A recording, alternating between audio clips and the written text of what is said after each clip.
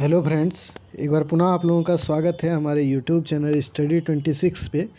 बाहर की आवाज़ थोड़ी बहुत आएगी क्योंकि हमें भी पता है कि अभी हम जहाँ पे हैं बच्चों, जहाँ पे हम कार्य कर रहे हैं यानी काम करने के लिए हमारा होता है क्या कि शेड्यूल एक अलग है। जहाँ पे हम लोग कार्य करने के लिए निकलते हैं, दिन भर हम बाहर ही रहते हैं और आपकी जितनी भी वीडियो बनती है वो रात में बनती है, जो कि शांत माहौल में। लेकिन अभी हम बाहर हैं, इस वजह से ये वीडियो इसलिए बनाना ज़रूरी था कि आपका जो क्वेश्चन पेपर है वो आपका डिटेल्ड एनालिसिस कर दें। तो देखिए, ये तिलका मांझी यूनिवर्सिटी जो भागलपुर की है, TMBU, उसमें जो अभी हिस्ट्री का आपको दे रहे हैं, फिर आपको हिंदी का दे देंगे और पॉलिटिकल साइंस का भी यहाँ पे एग्ज़ाम नहीं हुआ है, अगर हो जाएगा तो उसका भी दे देंगे। तो उसके क्वेश्चन पेपर को हम एनालिसिस करने वाले हैं, यानी क्या हमने पढ़ाया और वह क्वेश्चन आया है कि नहीं, उस चीज़ को आप खुद ही एनालिसिस कीजिएगा। आप भी देख लीजिए कि आपकी तैयारी कितनी है। तो चलिए उन चीज़ों को देखते हैं। अब देखिए, सेशन 2023 से 27 के बच्चों का है। 70 नंबर का एग्ज़ाम आपका है। 3 घंटे का समय आपको दिया जाएगा। जहाँ भी हैं, किसी भी यूनिवर्सिटी से होंगे, उसमें कोई फ़र्क नहीं पड़ेगा।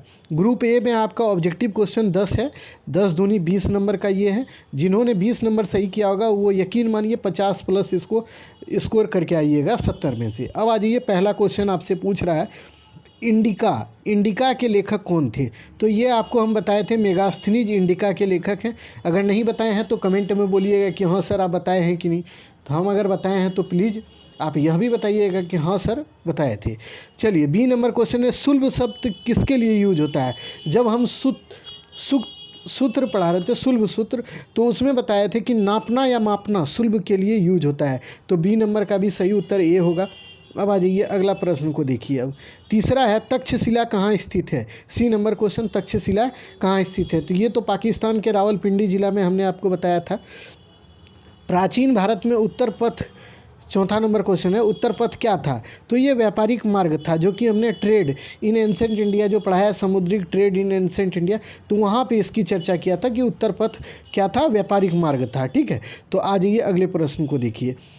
आयुर्वेद की उत्पत्ति किस वेद से हुई है। यानी आयुर्वेद की उत्पत्ति किस वेद से हुई है।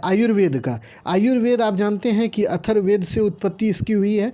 तो अथर्ववेद, यहीं पे आपको हम बताते हैं औषधि ये सब के बारे में जानकारी मिलती है, तो अथर्ववेद इसका होगा। गांधार कला प्रभावित है, ये क्वेश्चन हम नहीं पढ़ाए थे, चूँकि कला संस्कृति नहीं पढ़ाया तो ये छूटा हुआ है, लेकिन हम करा देंगे। जिसका 18 से एग्जाम है उससे पहले हम करा देंगे। कल इसी पे वीडियो बना देंगे। कला संस्कृति से हर जगह क्वेश्चन पूछ रहा है, तो अब इस पर हम वीडियो बना देंगे। ठीक है, तो ये क्वेश्चन को हम छोड़ रहे हैं चूँकि हम नहीं पढ़ाएं, तो इसका उत्तर भी अभी हम नहीं बता रहे हैं, लेकिन इसका सही होगा ग्रीक, यूनानी। ठीक है, तो ये होगा, लेकिन हम इस पे अभी डिटेल इसके ऊपर वीडियो बनाएंगे। ठीक, अब आ जाइए अगले प्रश्न को देखिए। एक ही क्वेश्चन जो है वो हमारे बिना पढ़ाए हुए आया है। विक्रम संवत कब चला था। तो ये संवत से रिलेटेड जो भी क्वेश्चन होगा ना, तो ये आपके सिलेबस में मेंशन नहीं था, लेकिन क्वेश्चन पूछा है, 1-2 क्वेश्चन ऐसे पूछेगा। ठीक है, तो इसके लिए तैयार रहिएगा। तो ये 57-58 BC में, यानी ईसा पूर्व में चला था। ए नंबर इसका सही होगा, ये याद रखिएगा। गुप्त काल में सोने की मुद्रा को दिनार कहा जाता था।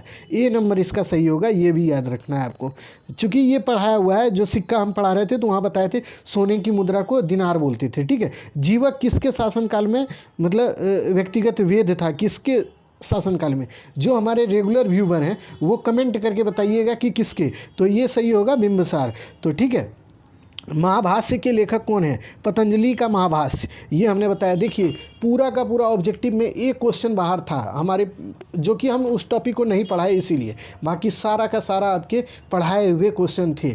आप खुद ही एनालिसिस कीजिए। अगर आप रेगुलर व्यूवर हैं, यानी कि आप हमारे चैनल से पहले से जुड़े हैं और हमारे वीडियो को देखे होंगे, तो आप यकीनन आप इस बात को स्वीकारिएगा कि ऑब्जेक्टिव कहीं से भी बाहर नहीं था। इस बात को आप स्वीकार कीजिएगा। चलिए, अब आ जाइए सब्जेक्टिव क्वेश्चन में। सब्जेक्टिव क्वेश्चन खंड बी, यानी कि ग्रुप बी में आप देख लीजिए कि जो है इस पे 4 क्वेश्चन का उत्तर देना था। अब 5-5 नंबर का एक क्वेश्चन है और इसमें आपको 6 ऑप्शन रहेगा, जिसमें 2 ऑप्शन को आपको छोड़ना है, यानी 4 ही को का उत्तर देना है। और 6 क्वेश्चन पूछा था, जिसमें देखिए अभिलेख के बारे में आपको पूछा था। क्या अभिलेख हम आपको नहीं पढ़ाए थे। स्रोतों का सर्वेक्षण में हम आपको अभिलेख पढ़ाए थे, याद है या नहीं है आप समझिए, लेकिन हमने पढ़ाया था। उसके बाद देखिए, बौद्ध दर्शन के बारे में पढ़ाया, मतलब हमने नहीं पढ़ाया है, लेकिन इसके बारे में हमने ज़रूर बताया था, जो दर्शन और धर्म और दर्शन में, कि ये नास्तिक संप्रदाय के थे, ये वेद को नहीं मानते थे, इसके जो हैं प्रवर्तक गौतम बुद्ध थे, इन तमाम चीज़ों को अगर लिख दिए होंगे तो यह भी आपका सही हो गया। यानी बौद्ध दर्शन फिलॉसफी हमने पढ़ाया है। वीडियो जो मैराथन आपका 3rd था उसमें हमने इसकी चर्चा की है। आर्यभट्ट के बारे में हमने बताया था, आर्यभट्टियम इनकी पुस्तक का नाम है। इनने क्या बताया था, इन्होंने बताया था कि पृथ्वी गोल है, और उसके बाद क्या बताया था, ये सूर्य के चारों ओर घूमती है, ये सब बताए थे। 365 दिन का एक साल होता है, ये कौन बताया था, आर्यभट्ट बताया। तो ये सब को हम नहीं बताए हैं, आप देख लीजिएगा। आप इन सभी चीज़ों को आप देखिएगा तो हमारे प्लेलिस्ट में जितना वीडियो है उससे अगर एक भी क्वेश्चन बाहर होगा तब बताइएगा कि हाँ सर बाहर था। उसके बाद देखिए ब्राह्मी लिपि, तो इसके ऊपर तो डिटेल एकदम बताए हुए हैं। ब्राह्मी, प्राकृत, देवनागरी, इन सभी लिपि के बारे में हमसे बेहतर कोई पढ़ाया हो तो आप देख लीजिए यूट्यूब पे समझा के।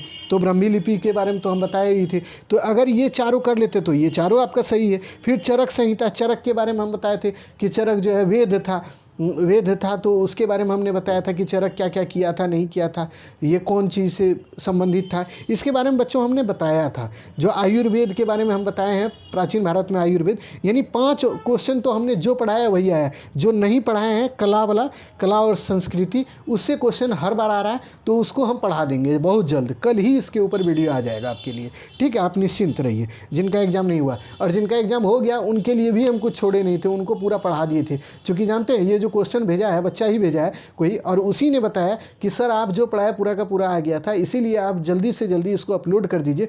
क्योंकि दूसरे चैनल वाले अपलोड करके बताएंगे कि हम पढ़ा दिए हैं, लेकिन आपने जो पढ़ाया है वही आया है, तो इसलिए आप जल्दी अपलोड कर दिए। वही क्वेश्चन भेजा, इसीलिए हम अपलोड भी किए। अब देखिए ग्रुप सी में आप देख लीजिए, इसमें सब्जेक्टिव 10 नंबर का एक क्वेश्चन है, 3 ही क्वेश्चन का जवाब देना है, जिसमें 5 गो क्वेश्चन आपको पूछा गया है। इसमें पहला क्वेश्चन है, प्राचीन भारत के इतिहास के अध्ययन के लिए साहित्यिक स्रोत का वर्णन करें। तो क्या आपको साहित्यिक और पुरातात्विक स्रोत बताए थे कि नहीं, आप खुद जानते होंगे, पढ़े होंगे। तो इसको हमने बताया कहाँ, सर्वे ऑफ द सोर्सेस में। तो यहाँ से एक क्वेश्चन उठ गया। वैदिक कालीन शिक्षा व्यवस्था, जो हमने शिक्षा व्यवस्था पढ़ाया था वो पूरा का पूरा वैदिक कालीन ही है बच्चों। उसमें केवल आपको जो नालंदा है, विक्रमशिला है, ये सब का नाम नहीं लिखना था। बाकी जो विशेषताएं बताए थे हम, वो सब कुछ इसमें लिख दिए होंगे, तो ये सही होगा। वैदिक कालीन शिक्षा व्यवस्था वहाँ हम बताए भी थे कि वैदिक काल में ऐसे चला था, वैदिक काल के बाद ऐसे चला था।